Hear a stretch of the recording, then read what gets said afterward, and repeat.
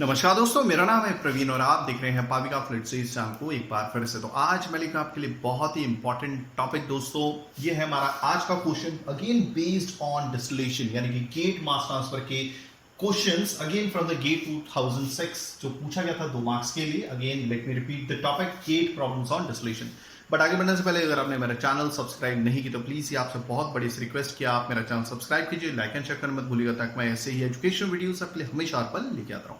और इसी वीडियो के डिस्क्रिप्शन बॉक्स में अगर आप देखें तो आपको एक लिंक मिलेगा जहां पर आपको हमारे इसी चैप्टर यानी कि चैप्टर का नाम है यानी कि प्लेलिस्ट का नाम है गेट मास ट्रांसफर प्रॉब्लम्स के तमाम टॉपिक गेट 2002 से लेकर गेट 2020 तक मिल जाएंगे। फिलहाल 19 और जो यानी कि 2019 और 20 के कुछ क्वेश्चंस मिसिंग हैं। ऑलरेडी ड्राइंग के पूरे क्वेश्चंस कर दिए गए, हार्ड से हार्ड, इजी से इजी। डिस्टिलेशन के भी क्वेश्चंस लगभग खत्म होने को हैं। फिलहाल मैं 2019 और 20 का देख लूंगा, एक आधा हमने क्वेश्चन किया है। ओके, और आपसे एक और रिक्वेस्ट थी कि अगर आपको लगता है कि आपने हमारे चैनल से कुछ बेनिफिट उठाया है, कुछ अच्छे मार्क्स लेके आए फ्लूइड मैकेनिक्स में, strength of metal, right now I am going to start means within a short while strength of metal भी स्टार्ट करने वाला हूं, क्योंकि स्टार्ट करने वाला हूं, जस्ट देखिएगा, ठीक है। कुछ ऑलरेडी वीडियोस हैं, आप देख सकते हैं उसको भी।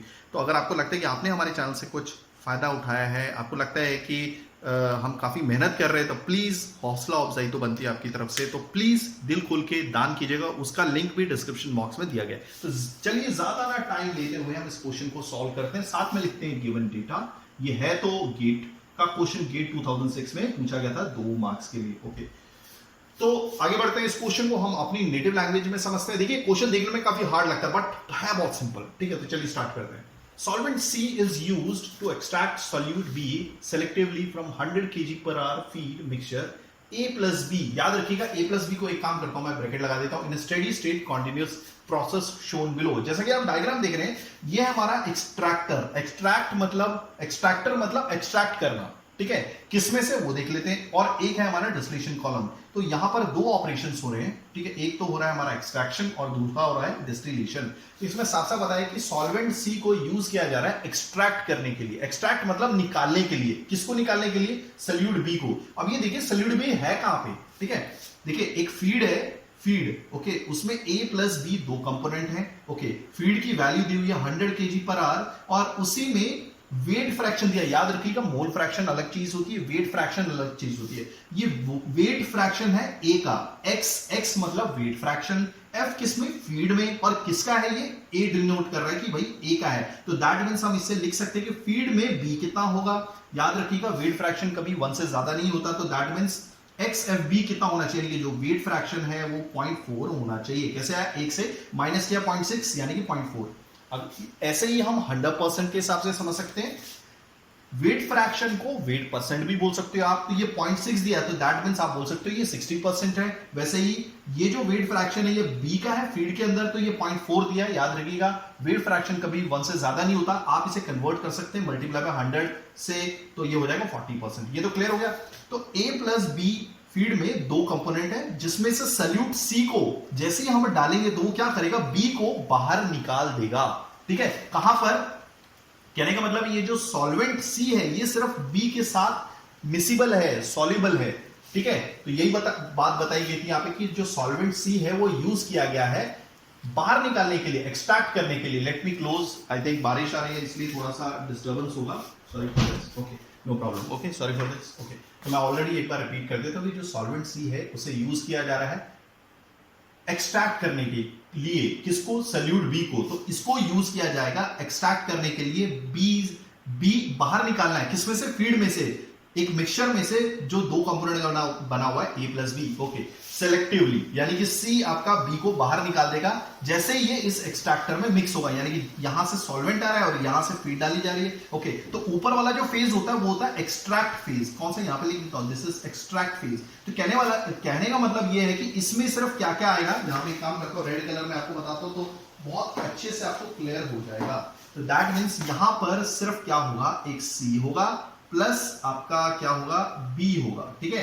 ओके, और ये जो काला पोर्शन आपको दिख रहा है ये, इसमें क्या होगा आपका? इसमें सिर्फ आपका A होने वाला है। क्या? A। इसमें बता देता हूं ये A है। तो दैट मीन्स ये जो C प्लस B है ये ऊपर वाला पोर्शन हम एक्सट्रैक्ट फेज में निकाल लेते हैं। आप देखेंगे जब दोनों, देखिए C को मिक्स किया और ये फीड को मिक्स किया तो C आपका पूरा बी को खींच लेगा और ऊपर आ जाएगा क्योंकि बी सॉल्युबल है सी में, ओके, और नीचे ए आ जाएगा। तो ये होता है हमारा रैफिनेट फेज, ओके, और ये होता है हमारा एक्सट्रैक्ट फेज। तो धीरे धीरे हम यहां पे ले लेंगे, तो यहां पर क्या आएगा, बी प्लस सी आ जाएगा, जिसको शॉर्ट फॉर्म में ई बोलेंगे। ये कंपोनेंट है, याद रखिएगा, ओके। तो ये तो क्लियर हो गया, ओके। किसमें से ये बी निकालना है, सी को निकालना है, बी को। बी कौन है, बी कहां पे प्रेजेंट है, आपके फीड में, यानी कि ए प्लस बी मिक्सचर में, ओके। और जो फीड की क्वांटिटी है वो 100 kg पर आवर की फीड है। क्लियर हो गया, वो भी मिक्सचर है ए प्लस बी का, स्टेडी स्टेट कॉन्टिन्यूस प्रोसेस हमारा चल रहा है, ठीक है, जो भी बताया गया। द सॉल्युबिलिटी ऑफ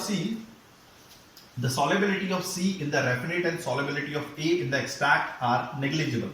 अब साफ साफ क्या बोल रहा है, सॉरी, ओके, जो सॉल्युबिलिटी है सी की, यानी कि सी की जो सॉल्युबिलिटी है रैफिनेट फेज में, याद रखिएगा सी रैफिनेट फेज में सॉल्युबल नहीं है, यही बता रहा है ना वो। जो सॉल्युबिलिटी है सी की रैफिनेट फेज में, और जो सॉल्युबिलिटी ए है एक्सट्रैक्ट फेज में नेग्लिजिबल है। देखिए सी का काम था बी को निकाल लेना फीड में से, तो दैट मींस, क्लियर हो गया, यहां पर आपका देखिए सॉल्वेंट सी, उसको क्या बोला गया, एस। क्लियर हो गया, नाम तो इसका सॉल्वेंट सी है, यानी कि जो स्ट्रीम आ रही है वो एस है, ठीक है, जिसमें सॉल्वेंट सी है। जैसे ये मिक्स होता है, जैसे ही फीड मिक्स होते हैं, तो क्या होता है, इस सॉल्वेंट सी में, क्लियर हो गया, सी और बी आपस में सॉल्युबल है, वो ऊपर आ जाता है और नीचे आ जाता है एक्सट्रैक्ट। तो यहां पे ऑलरेडी साफ साफ बोला गया कि जो सी है वो रैफिनेट फेज में जरा भी सॉल्युबल नहीं है, यानी कि सॉल्युबिलिटी नहीं है, और जो ए है वो एक्सट्रैक्ट फेज में जरा भी उसकी सॉल्युबिलिटी नहीं है। इसी वजह से आपका ये जो ए है वो रैफिनेट फेज में आ जाता है। क्लियर हो गया, ओके। इसकी डेंसिटी मींस लोअर होगी, कम होगी, इसी वजह से ऊपर आ गया, इसकी डेंसिटी ज्यादा होगी, इसी वजह से ये नीचे आ गया, सिंपल सा है, ओके, फंडा, ओके। आगे बढ़ते हैं, extract is distilled to recover. अब यहां पर याद देख रहे हैं कि यहां पे एक्सट्रैक्ट आ गया, इसको क्या बोलते हैं, ये जो जो क्या बोलते हैं मशीन है, इसको बोलेंगे एक्सट्रैक्टर, यानी कि जो ऑपरेशन है, या इसको बोलेंगे हमारा एक्सट्रैक्टर, ये एक्सट्रैक्ट करने का काम करता है, ठीक है। आपने देखा होगा कभी भी ऑयल और पानी मिक्स होते हैं क्या, आप थोड़ी देर कितना भी घुमाओ उसको इतने अच्छे से, ऑयल और पानी को मिक्स करके, थोड़ी देर में ऑयल जिसकी डेंसिटी कम है वो ऊपर आ जाएगा, पानी नीचे आ जाएगा क्योंकि उसकी डेंसिटी कम है। फिर आप धीरे से उसको निकाल लीजिए, तो नीचे वाला आपका क्या होगा, रैफिनेट फेज, ऊपर वाला एक्सट्रैक्ट फेज, सिंपल है, ओके। तो यहां पे आ गया बी प्लस सी। फर्दर क्या बोल रहे हैं इसको, कि जो एक्सट्रैक्ट फेज आया था, the extract is distilled to recover B. एक बार क्वेश्चन समझ में आ गया, then question is very easy, okay. The extract is distilled to recover B. अब इस एक्सट्रैक्ट को डिस्टिल किया जाता है, देखिए डिस्टिलेशन कॉलम में डाला जा रहा है, ओके। जो बी यहां पर फीड में था वो आपने एक्सट्रैक्ट फेज में ले लिया और फर्दर उसको डिस्टिलेशन कॉलम में डाल दिया, और बॉटम से आप उस बी को निकाल रहे हैं, यही है, इन द, तो to recover B in the bottom product, यानी कि बी बॉटम प्रोडक्ट पे आ रहा है। और देखिए इसका वेट फ्रैक्शन कितना हो गया, 0.8। देखिए जो फीड में था, जब बी का वेट फ्रैक्शन था 0.4%, मींस 0.4, यानी कि 40% था, अब वो बढ़ के 80% हो गया है प्रोडक्ट डब्ल्यू में, ठीक है, क्लियर हो गया, ओके।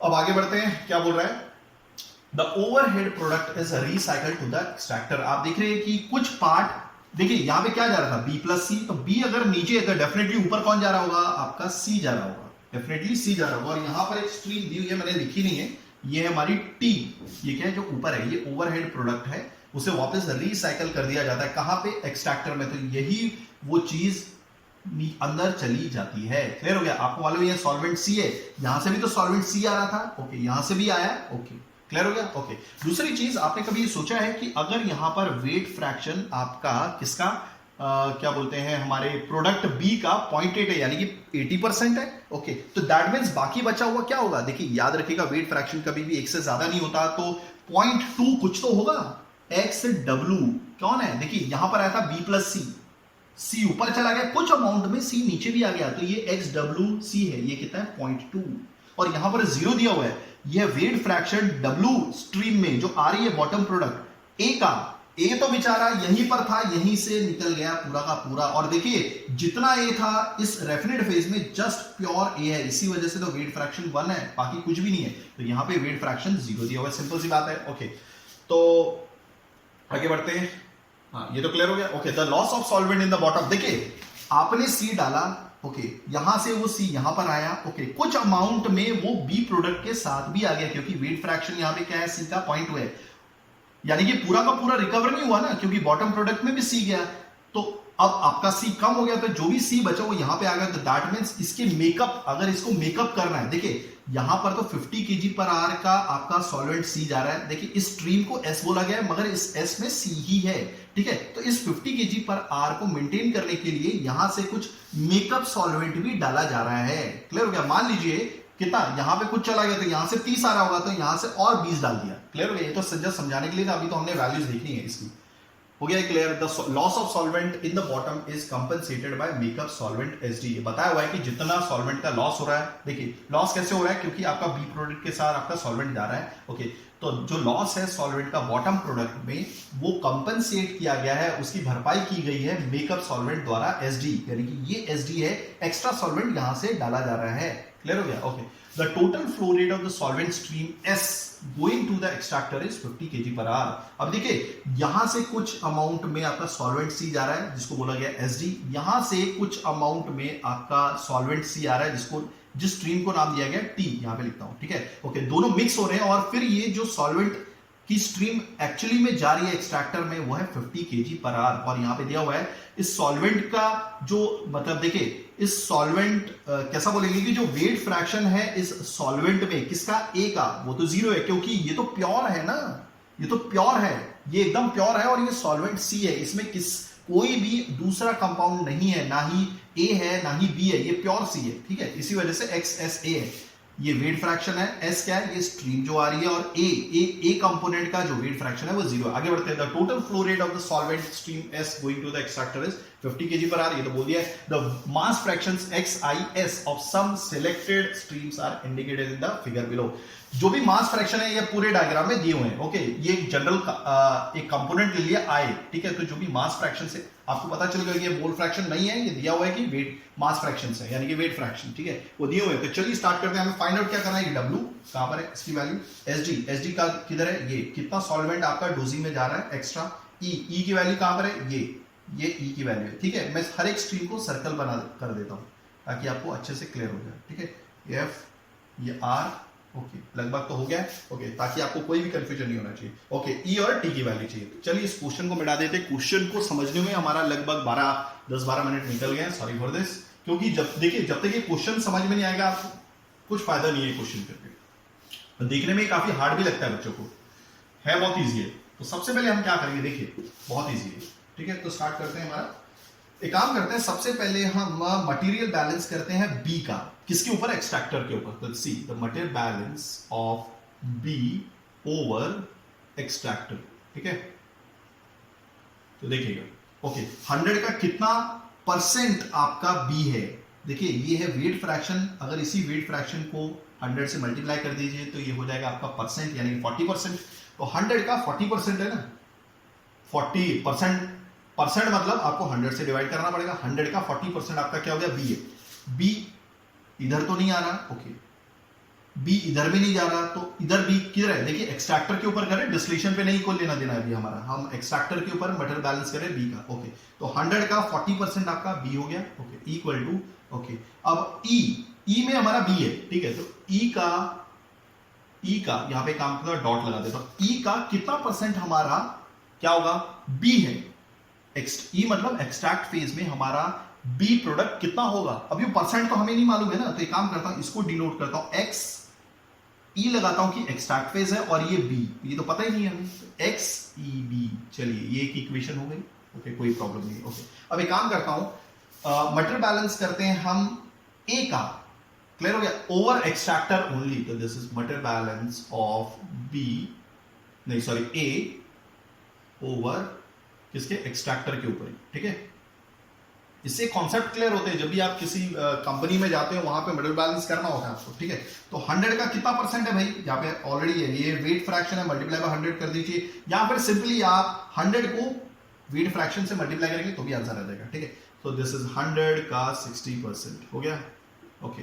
ये जो स्ट्रीम एस आ रही है इसमें तो ए है ही नहीं है, दिया हुआ है कि वेट फ्रैक्शन जो ए का है इस एस स्ट्रीम में 0 है, तो इसको तो लेने की जरूरत नहीं है, ओके। इसमें तो ए है नहीं है, ठीक है, क्योंकि एक्सट्रैक्ट फेज में आपका ए तो सॉल्युबल ही नहीं है, ओके। ए यहां पर है, देखिएगा एक्स आर ए, यानी कि रेफिनेट फेज, ये वेट फ्रैक्शन है रेफिनेट फेज में ए का, ये 1 है, तो दैट मींस आर में प्योर ए है, तो आर का देखिए वेट फ्रैक्शन 1 है, दैट मींस परसेंटेज वाइज ये 100 है, क्लियर हो गया, यानी कि ए का परसेंटेज रेफिनेट में 100 है, तो आर का 100%, तो 100 तो मैंने लिखा और परसेंट है इसलिए 100 से डिवाइड कर दिया, ये कैंसिल, तो ये cancel, so therefore this is r equal to 60। अब अगर r 60 है, चलिए यहाँ पे लिख लेते हैं, we have got r equal to 60। Let me change my this colour, okay. तो आपका क्या है, r इक्वल टू 60, कोई प्रॉब्लम नहीं। अगर मैं टोटल मटेरियल बैलेंस करता हूं एक्सट्रैक्ट फेज पे, तो यहां पे लिखता हूं total material balance over extract phase, ध्यान से देखिएगा, ओके। एक्सट्रैक्ट फेज में नहीं, यानी कि एक्सट्रैक्टर में, ठीक है। तो देखिए इनपुट क्या है 100, ओके, प्लस और कहीं इनपुट है एक्सट्रैक्टर को, देखिए इनपुट देखिए इज इक्वल टू आउटपुट, यही होता है ना मटेरियल बैलेंस। इनपुट है, ओके, एक्सट्रैक्टर को, और कहीं से इनपुट है क्या, देखो यहां से आपका 50 सॉल्वेंट भी जा रहा है, तो दिस इज 50, ओके। अब हो गया, और कोई तो इनपुट नहीं है एक्सट्रैक्टर को, क्योंकि देखिए टोटल मटेरियल बैलेंस क्या होता है, input is equal to output, तो यही देखना है ना, ठीक है। तो 100 ने एंट्री की, 50 ने भी एंट्री की, निकल क्या रहा है, बाहर निकल रहा है आपका आर ऑलरेडी दिया हुआ है, दिस इज 60 प्लस ई, बाहर निकल रहा है ई क्या होगा, ई आ जाएगा हमारा इससे, this is 150, this is equal to 60 plus E, so therefore E is equal to 150 में से 60 माइनस गए, so therefore E is equal to 90। Clear हो गया, सो 90 kg पर आवर आ गया है। तो देखिए ई आ गया हमारा पहला काम, चलिए बहुत इजी था, ओके। तो यहां पे लिख देता हूं, this is 90 kg per hour, हो गया। अब देखिए ई आ गया, तो दैट मींस यहां पर वैल्यू जैसे ही आप पुट करेंगे, देखिए ये 100 cancel, so therefore this is 40, clear है ना, हाँ ठीक है, 40 ये कैंसिल हो गया, okay. So 40 is equal to E कितना था हमारा, that is your 90, yes.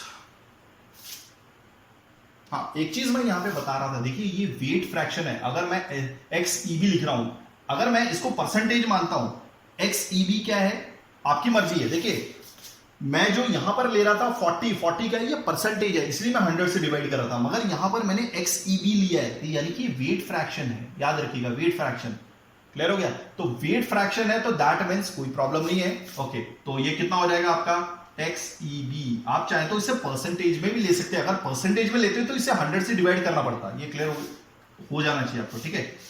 Again the problem is same, late me change my this one, original में आएंगे, ठीक है। तो ये कितना हो गया 40/90 इज इक्वल टू XEB, ये वेट फ्रैक्शन याद रखिएगा, ठीक है। तो this is coming out to be कितना आ रहा है, XEB इक्वल टू 0.444, ठीक है। या फिर आप परसेंटेज वाइज बोल सकते हैं 44.4, वैसे तो आगे आ रहा है, ठीक है। परसेंटेज वाइज क्या हो जाएगा ये 44.44, ठीक है। काम करता हूं मैं, XEB की वैल्यू यहां पे लिख देता हूं, ठीक है। कितना आ रहा है, दिस इज 0.4444, ये हो गया, दिस इज XEB, क्लियर हो गया ये। चलिए, तो अगर हमारे पास XEB आ गया है, सारी चीजें हो गई है, ठीक है। तो अब बहुत इजी है, अब हमें टी कहां पर है, टी ऊपर है, ओके, डब्ल्यू नीचे है, ओके, एसडी इस साइड है, ठीक है। तो ये क्लियर हो गया सारा का सारा, ओके। हमने सारी चीजें निकाल दी है, 90 आ गया, R 60 है, यहां पे लिख देता हूं 60 kg पर आवर, ओके। अब मैं काम करता हूं, अब हम मटेरियल बैलेंस करेंगे डिस्टिलेशन कॉलम, ठीक है। देखिए ऐसा जरूरी नहीं कि जो मेथड से मैं कर रहा हूं वो भी वही मेथड से आप भी करें, ऐसा जरूरी नहीं है, ठीक है। आप अलग अलग मेथड्स ले सकते हैं, आपका आंसर सेम आना चाहिए, ठीक है। यहां पे लिख देता हूं that E is equal to 90, okay. Then third is हमारे पास क्या आया, XEB that is equal to 0.4444, okay. ये है kg पर आवर में, ये भी kg पर आवर में है, ठीक है। दूसरी चीज अब और क्या है, मटेरियल बैलेंस, अब क्या करते हैं, मटेरियल बैलेंस ओवर डिस्टिलेशन, ठीक है।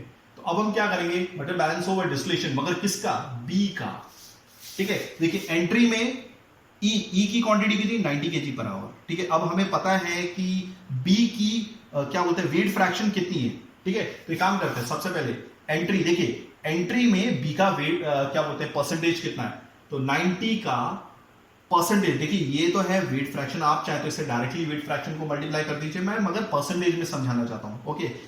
ये जो आपका वेट फ्रैक्शन है एक्सट्रैक्ट फेज में बी का 0.444 है, यानी कि परसेंटेज वाइज तो ये 44.44 ही होगा, ओके, डिवाइड बाय 100, ठीक है, okay.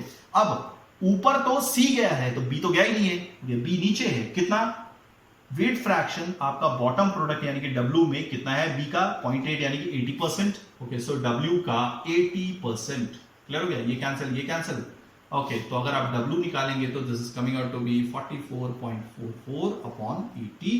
So therefore W is equal to कितना आएगा, this is coming out to be 50 kg per hour, 50 kg per hour. तो देखिए W भी आ गया हमारा। ओके, कोई प्रॉब्लम नहीं है। अब आपको क्या करना है, इसी पे क्या ओवरऑल मटेरियल बैलेंस कर दीजिए। ओवरऑल मटेरियल बैलेंस किसके ऊपर, डिस्टिलेशन के ऊपर, ओवर डिस्टिलेशन।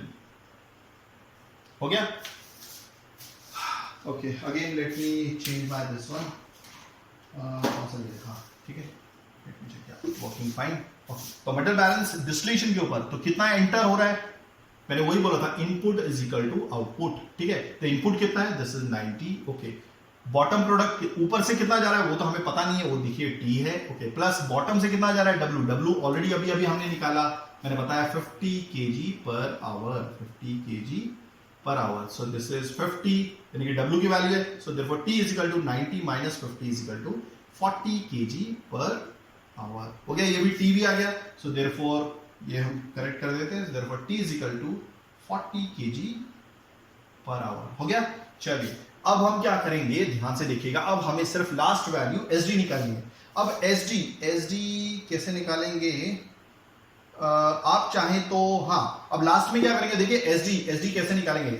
एक्चुअली जो प्योर सॉल्वेंट C है उसका जो वेट फ्रैक्शन है 1 है, यानी कि ये 100% आपका C ही है।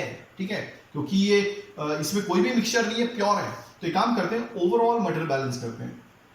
ओवरऑल मटेरियल बैलेंस ओवर पूरे स्ट्रक्चर पे, यानी कि पूरी फ्लो शीट पे। ठीक है, overall material balance on all. ठीक है, ओके, तो इनपुट क्या जा रहा है आपका, देखिए इनपुट क्या जा रहा है, एक तो 100 जा रहा है, प्लस इनपुट और क्या जा रहा है आपका, SD जा रहा है। क्या जा रहा है, SD। हो गया। ओके, अब आउटपुट क्या निकल रहा है, पूरे स्ट्रक्चर में से R निकल रहा है, यानी कि 60 इक्वल टू, बताया ना मैंने, input is equal to output. तो इनपुट ये हो गया 100 प्लस SD। आउटपुट क्या निकल रहा है, that is your 60 plus, okay, output और कहीं निकल रहा है, दैट इज W की वैल्यू कितनी है, 50। So therefore SD is equal to 60 plus 50 is 110। Okay, 100 वहां से माइनस हो जाएगा। So therefore SD is equal to 10 kg per hour. तो आई होप आपको सारी चीजें समझ में आ गई होंगी। अगर आप ऐसी एजुकेशनल वीडियोस चाहते हैं तो प्लीज डू राइट कमेंट, मैं पूरी कोशिश करूंगा टाइमिंगली वीडियोस लेके आने की। थैंक्स फॉर वॉचिंग, धन्यवाद, थैंक यू।